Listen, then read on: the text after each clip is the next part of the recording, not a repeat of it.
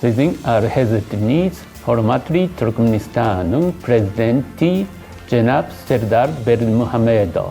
Sizin arz ettiğiniz hürmetli Türkmen halkının milli lider Türkmenistan'ın halk maslahatının başlığı Cenab Gurbanguly Berdimuhamedov. Dostluklu Türkmen halkı, Ýaponiýanyň hükümetinin adından sizi Türkmenistan Barki Bitaraplygynyň 30 ýyllygy bilen 100 ýyllıkdan gutlaýan. 1995 ýylda Birleşmiş Milletler Gurmasının baş asambleyası tarafından Türkmenistan'ın hemşerik bitarap statüsü akrar edileni belli.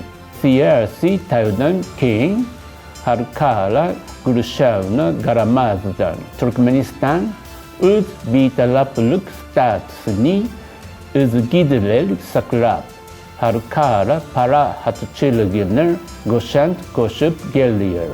Bu ýylın iki taraplaryň siyasi, ykdysady gatnaşyklaryň şertlerini häzirki wagtda Yapon kampanýalary bilen Türkmenistan'ın arasynda amala aşyryyan köp sanly il moçbelli.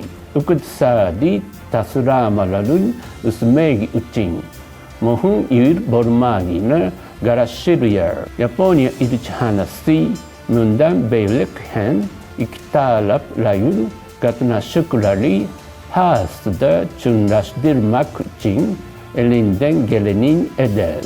Sözümün ahirine dünyada para hatçılık ve abadançılık sizin hemmenize borsa can sağlık ve bağıt arzu ediyorum.